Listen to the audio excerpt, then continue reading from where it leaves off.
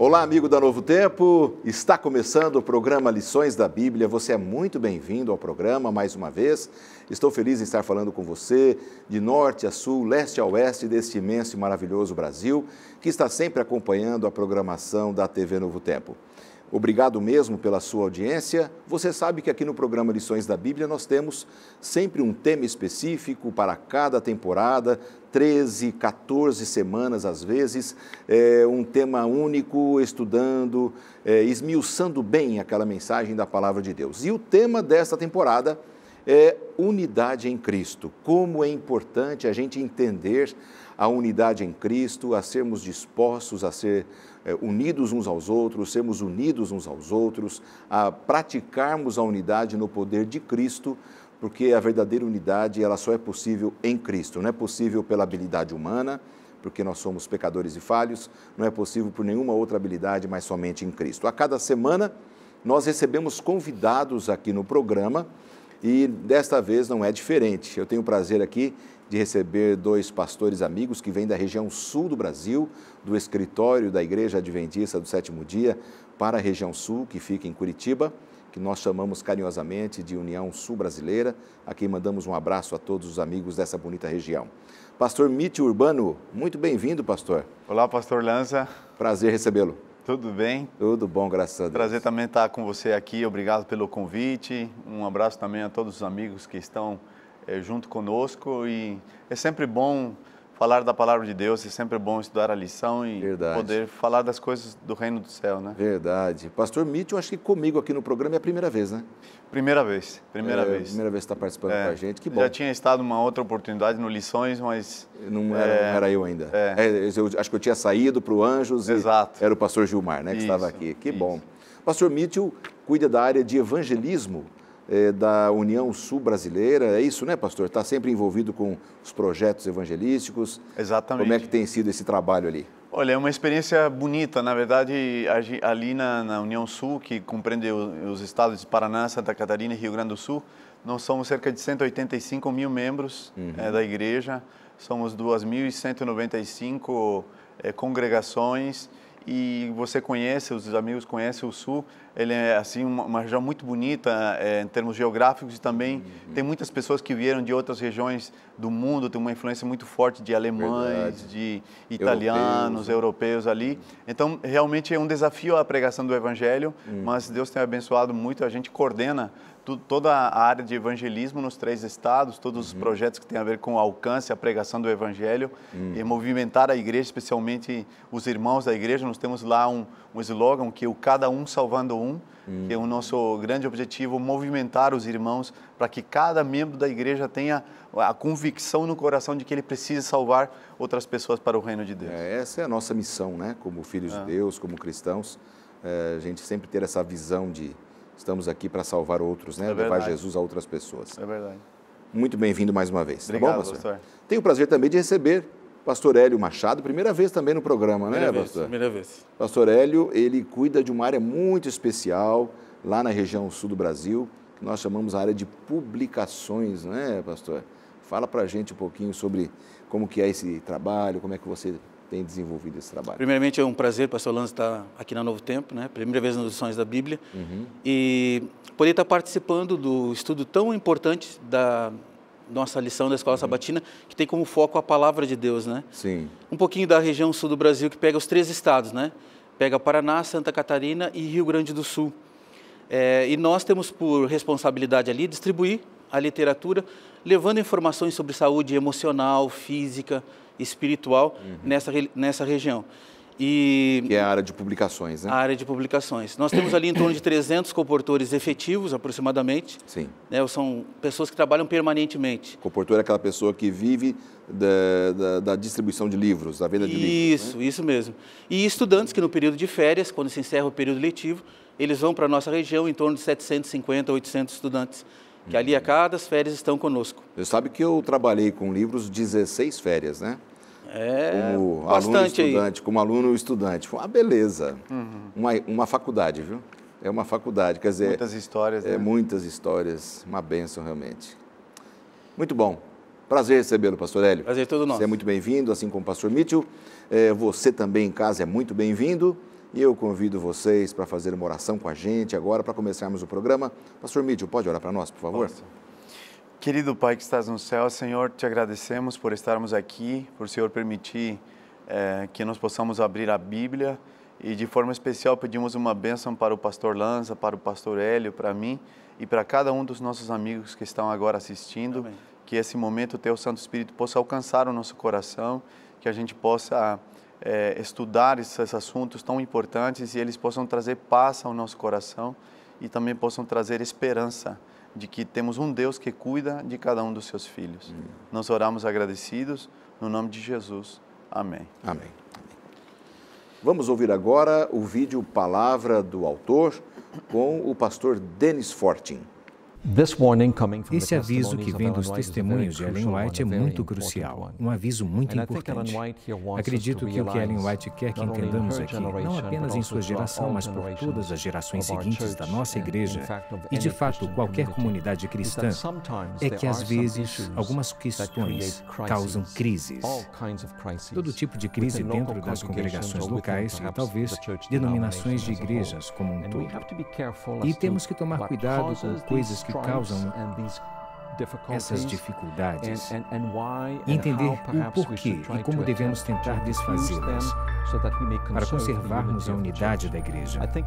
Acredito que nosso objetivo é olhar para além, para a unidade da igreja, aceitá-la, guardá-la, ter cuidado com a unidade da igreja. Se mantivermos isso em mente enquanto encaramos várias questões e conflitos, então talvez esse será um bom primeiro paço. Todavia, precisamos também entender que conflitos e problemas surgem por conta de inúmeras coisas. Às vezes é inveja, como a escritora americana menciona, às vezes são conflitos pessoais. Talvez, às vezes, é o temperamento. Pessoas são muito voláteis ou ficam nervosas com muita facilidade. Não escutam propriamente o que os outros têm a dizer e, às vezes, criam conflitos por conta do próprio temperamento, por conta da própria pecaminosidade, da própria humanidade. E não somos humildes o suficiente para sermos gentis, carinhosos, respeitáveis, e isso cria conflitos. Às vezes, contudo, conflitos são criados porque as pessoas divergem em opiniões genuínas e honestas de como interpretar o texto bíblico, a doutrina, a importância da doutrina ou a importância de um ensino bíblico. E sim, às vezes as pessoas têm conflitos de opiniões genuínas quando se diz respeito a essas coisas. Então, o que podemos fazer?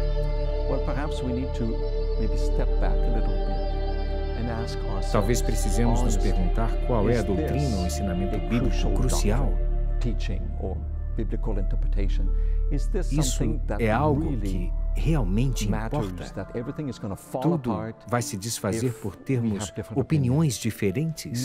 Muitas vezes não é que não importe, mas é que muitas questões são secundárias ou até mesmo terciárias. Não são questões cruciais e às vezes são coisas pequenas e não precisamos brigar e criar uma grande crise. Necessitamos entender que existem crenças centrais do Adventismo, das quais precisamos nos assegurar nelas.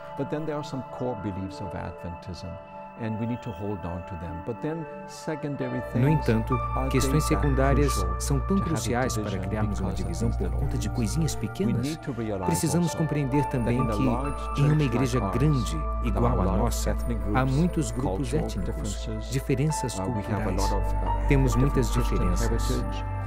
Herança cristã, diferentes heranças sociais, políticas e toda uma influência de como compreendemos todo tipo de coisa dentro da igreja. E essas coisas são tão cruciais que nós precisamos nos dividir por conta delas. Acredito que o aviso seja bom, porém, com um aviso desses, vem a necessidade de compreensão da nossa própria humanidade, nossa própria fragilidade como seres humanos, e isso às vezes pode não parecer certo.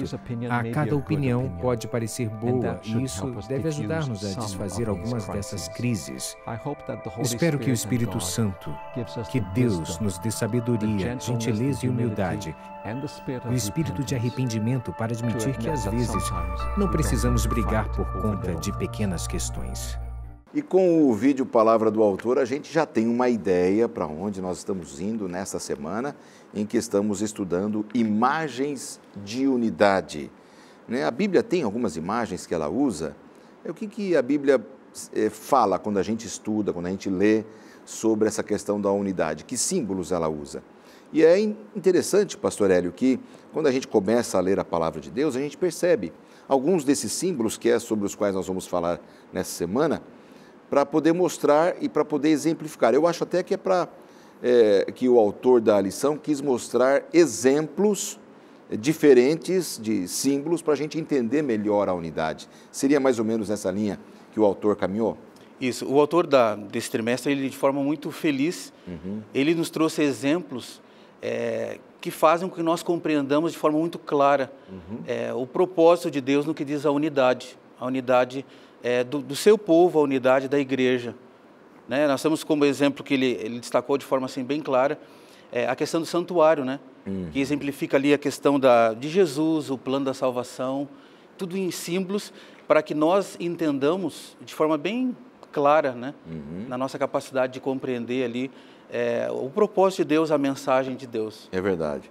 Sobre essa questão dos símbolos que a Bíblia usa para falar de unidade, pastor Mitchell, a sua visão também, né?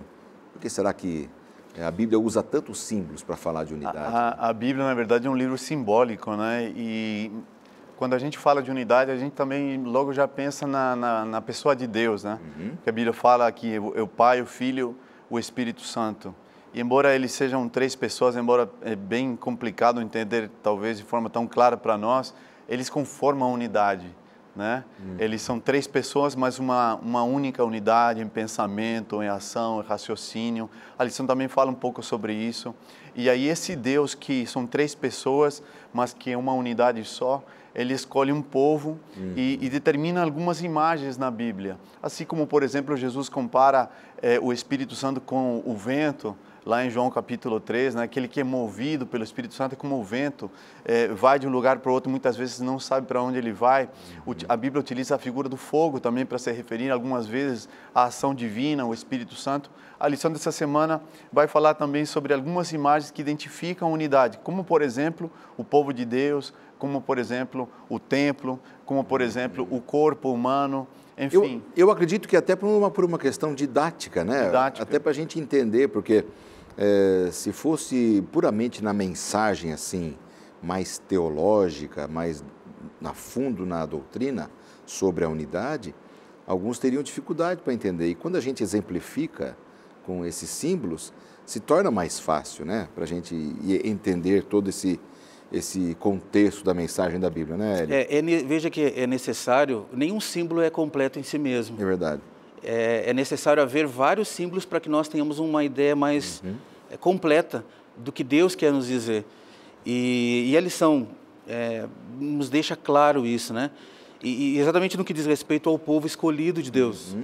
A lição nos traz ali que o motivo principal da razão da escolha de Deus em relação ao seu povo foi o seu amor. Não havia mérito nenhum em seu povo, né? Povo escolhido, sacerdócio santo, real. Quer dizer, Deus nos traz para a santidade não por mérito nosso. Quando Deus escolheu o povo de Israel como um povo escolhido, pegando essa ideia aqui do pastor Hélio, pastor Mitchell, não significava que era um povo perfeito, sem defeito. Apenas Deus escolheu um povo para representá-lo. Como é que a gente pode entender esta comparação, esse símbolo? Deus escolhendo um povo. Na verdade, o plano de Deus no Antigo Testamento, a forma de Deus cumprir a missão, né? Era uma forma diferente daquilo que nós entendemos hoje. Hoje, a nossa forma de entender a missão, a partir do momento que Jesus esteve aqui conosco, Jesus nos enviou para sair de onde o povo estava, Jerusalém, que era o centro, e ir até as regiões mais distantes da terra. Mas quando a gente vai para o Antigo Testamento, a gente vê que a forma de Deus de evangelizar era ao contrário, era o povo das nações que estavam ao redor do povo escolhido, que era o povo de Israel, deveriam ser atraídos pelo exemplo, pela vida, pelo testemunho, e através da representação do caráter de Cristo na vida do povo, nas suas ações, as outras nações vizinhas deveriam entender que esse povo era um povo diferente, que era um povo não apenas diferente pela sua formação física ou porque tivesse alguma coisa de especial ou de melhor. Não era por isso. Era simplesmente porque Deus precisava escolher um povo que o representasse diante do mundo. O grande tema da Bíblia, Pastor Hélio e Pastor Lanza, é representar o caráter de Deus. O que Deus mais quer é que seus filhos possam representar o seu caráter, que é amor, que é bondade, que é misericórdia, que é compaixão. E Ele escolheu talvez o povo mais fraco. Se a gente olhar assim, poderia dizer que o povo de Israel não tinha grandes características. Deus os tirou lá do Egito, né? Lá da escravidão, era um povo de dura cerviz, a Bíblia diz, né? Teimoso. Mesmo assim, Deus está disposto a trabalhar com esse povo para que o represente. Isso, né? Né? Porque quando Deus fez o chamado para Abraão, para que ele fosse pai de uma grande nação, o pai do povo dele, Deus tinha essa visão. Ele pegou algo relativamente fraco, né? Impossível de ser vitorioso, de ser vencedor, porque tão pequeno era. Mesmo lá no Egito, apesar de serem ali alguns milhares, até passando de 1 milhão, o povo que estava ali, aí era pequeno, né? Não tinha como ser uma nação, né? Mas Deus escolhe um povo para representá-lo. Isso mostra que Deus está atrás de pessoas, mas não qualquer tipo de pessoas. Ele quer pessoas, mas não é qualquer tipo. Ele quer pessoas fiéis, sinceras, que testemunhem do amor dele, como estava falando o Mitchell, pastor Hélio. Então, veja que, como você destacou bem, essa questão do sacerdote, né? Sacerdócio real. Veja que evoca a figura do sacerdote, que é aquele que é chamado para interceder, como destacou o pastor Mitchell, com um propósito de que Israel, ao ser formado como nação, servisse como um intercessor. A mensagem de Deus, o caráter de Deus, seria refletido através de Israel para as nações vizinhas. Representantes do Altíssimo, né? Representantes do Altíssimo. A visão, né? E uma das características assim, que chama atenção, destacando a questão de Abraão, Deus chamou Abraão. Anda comigo e ser perfeito. Isso. Esse processo de andar com Deus, de se relacionar com Ele, obviamente transmitindo esse aprendizado de forma prática. Exatamente. E eu queria ler um texto da Bíblia, claro, que está aqui em Deuteronômio, queria convidar os amigos também, que quiser abrir a sua Bíblia, em Deuteronômio 4, o verso 20. E a versão da Bíblia tem uma frase bonita aqui em que eu queria lembrar, Deuteronômio 4, 20, diz assim: a vocês, porém, o Senhor tomou e tirou da fornalha de fundir ferro do Egito, para serem o povo de sua herança, como hoje se pôde ver. Eu leio mais uma vez. A vocês, porém, o Senhor tomou e tirou da fornalha de fundir ferro do Egito, para serem o povo da sua herança, como hoje se pode ver.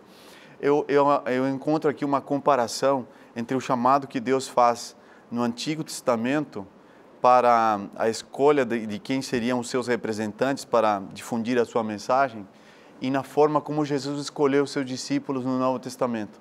Perceba, no Antigo Testamento, Deus escolhe um povo que está ali trabalhando como escravo, fundindo ferro numa fornalha. Era um trabalho muito simples. Era um trabalho que pessoas que não precisavam ter estudo para fazer isso, apenas força física. E quando você vai para o Novo Testamento, você vê que Jesus escolhe pessoas simples de novo. Se nós olharmos um pouco como era a escola de discipulado naquela época, eram 3 fases. A primeira fase era onde, para se tornar um líder em Israel, as crianças de 6 a 10 anos entravam na escola judaica e somente aqueles que aprendiam os 5 primeiros livros de cor, eles passavam para o segundo estágio. Quem não aprendia de cor o Pentateuco, ele voltava para sua família, para sua casa e tinha que aprender o ofício dos seus pais. No segundo estágio, dos 10 aos 15, agora as crianças eram ensinadas a decorar de Gênesis até o último livro do Antigo Testamento, o livro de Malaquias. E eles precisavam decorar tudo. Novamente, os que não podiam, não aprendiam, não tinham capacidade, voltavam para sua família. E quem conseguia passar, que eram poucos, iam para o terceiro estágio. Qual era esse terceiro estágio? O terceiro estágio ia dos 15 até os 30 anos de idade, onde aqueles meninos agora que já tinham virado praticamente jovens, adolescentes, tinham que procurar um mestre em Israel e perguntar se eles poderiam segui-lo durante 15 anos da sua vida e aprender com ele, conviver com ele e tal. Esse mestre em Israel tinha que querer que eles o seguissem. E quando eles completavam 30 anos de idade, de acordo com a escola daquele tempo, eles agora se tornavam mestres em Israel e poderiam ter discípulos. Interessante. Interessante que quando Jesus começa o seu ministério, quantos anos ele tem? 30 anos, que era exatamente a idade. Só que a diferença da escola tradicional, Jesus é que vai buscar aqueles que haveriam de ser seus discípulos. Exato. E agora, interessante uma coisa, pastor Eli, pastor Lanza, Jesus vai atrás de todos aqueles que haviam sido rejeitados em algum momento da sua vida. Ele vai atrás do pescador, vai atrás daquele que trabalhava com o pai na roça, no sítio, no campo, no cobrador de imposto. Jesus vai atrás de todos aqueles que não tinham condições de serem alguma coisa na vida. Exato. E quando Deus escolhe no Antigo Testamento, Ele escolhe também um povo. Não era um povo letrado. Exato. Não era um povo inteligente. Por quê? Porque a mesma coisa hoje. Ele quer escolher talvez aquilo que o mundo acha que não tem condição nenhuma de se tornar alguma coisa, mas nas mãos dele a gente pode ser alguma. Exatamente. Olha, muito bem tocado nesse assunto aí, a sua fala, e que sirva para a gente entender que Deus está atrás de todos nós como um povo que o represente bem nessa terra. Amigos, nós vamos para um rápido intervalo e voltamos em apenas 2 minutos. É muito rápido.